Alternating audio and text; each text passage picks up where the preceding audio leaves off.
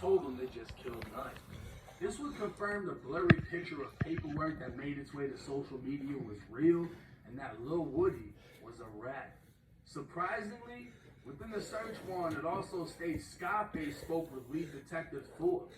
Scarface told detectives he was with Young Thug when Thug gave the other men the rental after Thug had spotted Peanut outside of the barbershop. Scarface also told detectives he saw the same rental at the McDonald's after the murder before getting into Woody's car. Further investigation revealed a possible financial motive for murdering Peanut. At the time, he was the manager of Atlanta rapper Rich Homie Quan, who Young Thug wanted to collab with. According to Peanut's family, Peanut and Rich Homie Quan had no desire to make the collab happen, and YSL members, including Young Thug, would attempt to aggressively pressure Rich Homie Quan into doing it. Peanut wasn't going to let it happen. It's said that around this time, Peanut grew increasingly concerned for his safety in the month leading up to his death, as he believed Young Thug would send someone his way. Peanut's brother, who stood near him moments after he'd been shot, heard Peanut's last words: "Thug had me killed." February 19th, 2015. It had been 6 weeks since Peanut was murdered. Lil Woody walked out of his baby's mother's house carrying a car seat and his 8-month-old daughter.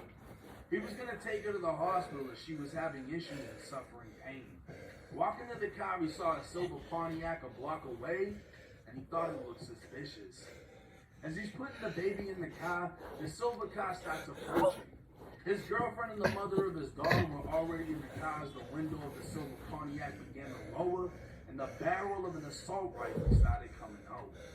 Lil Woody told detectives he saw Tay, now identified as Dalviante Fleetwood, as the one aiming the gun. That's when Lil Woody lifted his own .40 caliber Glock before ducking down as the two started exchanging gunfire. He grabbed his daughter, running her back into the house and placing her behind a wall before coming back out, aiming and firing at the vehicle. A total of 8 .40 caliber shell casings would be found at the scene, and the shooter's vehicle would crash into a house porch a block up from the shooting scene. The driver had panicked while being shot at, losing control and crashing. The shooter had been disarmed as a .40 caliber bullet struck the barrel of the rifle, going through it and destroying it, leaving the weapon unable to be fired.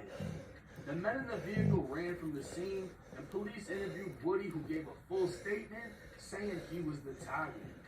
Investigators believe this was the 4th time Woody, or those close to Woody, had been shot at since Peanut's death. Woody himself stated the word on the street was that he was responsible for Peanut. Hours after Peanut was killed, his girlfriend's mother's house was shot up with a .223 caliber rifle.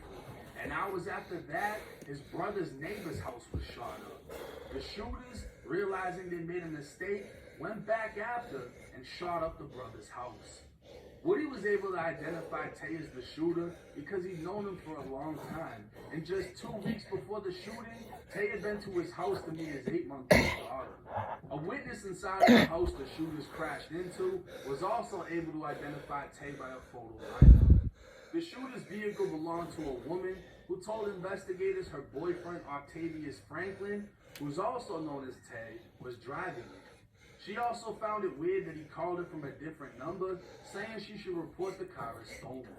Detectives noted the time he called was just after Woody was shot at. Octavius was another member of the Inglewood family Bloods, and according to his Facebook, a close friend of Nut. Now, going back to the second picture of paperwork that hit the internet, it states the day after Woody was shot at, a woman called detectives saying Octavius Franklin had just called her. He told him he was driving down a road when someone started shooting at the car, causing him to crash and leave it at the scene. Inside of the car, police found 2 phones that belonged to Octavius and a broken .223 rifle across the street. Investigators believe 3 to 5 men were sitting inside of the car at the time of the shooting. An overwhelming amount of evidence led to Octavius and Dalviante's arrest, and while in jail, Octavius had his mother call the gang unit detective 4 to 5 times.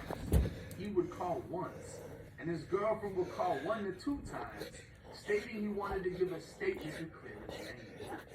Transferred from the jail to police headquarters, Octavius police would sign away his rights, and detectives would tell him he's facing a possible 25 years, so he needs to provide enough information to work off the 25.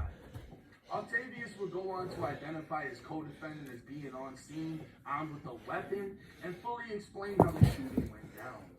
Octavius would repeatedly ask what else he could do, and at one point even offered to wear a wire for the police. Detectives made it clear they want information on the murder of Peanut, which caused the war between the Bloods and Atlanta. Now it's clear YSL Lil Woody is a snitch. It's evident that YSL Scarface also spoke with detectives and identified everyone in the shooting of Peanut as being present that night, including Yak Gotti. Yak Gotti also gave a previous statement to police in one of 2 interviews that were used to indict another YSL member with conspiracy to commit murder.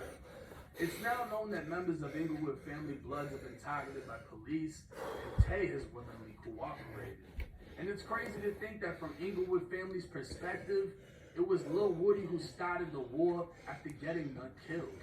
But from YSL's point of view, Nut was only killed after Woody was attacked and damn near robbed in a club by Inglewood family. In the end, Woody would snitch on Inglewood family and his own gang who was willing to go to war behind him. So for Young Thug, it sounds like too many members of his own gang, never mind the other gang, have given statements and identified him as the one who orchestrated the murder of Peanut and saw it through as they identified him as being in the area before and after the murder. Over time, I'm sure even more statements will break the internet, as Lil Woody has been in paperwork dating back to 2016, and it's only just now coming to light.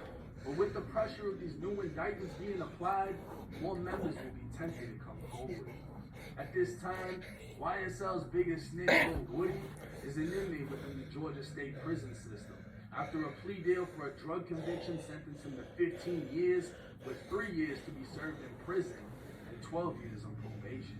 Lil Woody has not been indicted in a YSL takedown, and his earliest prison release date is August of 2023.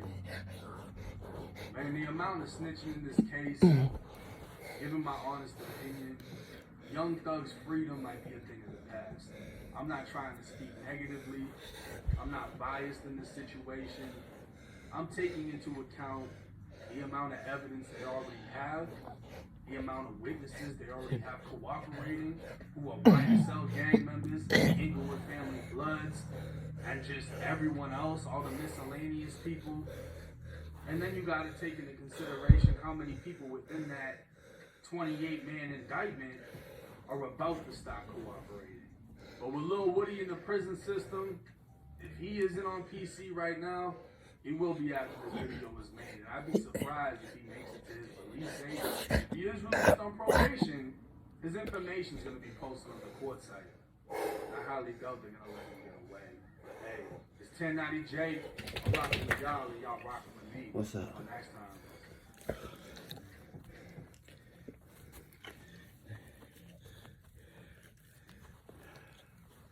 Mm-hmm.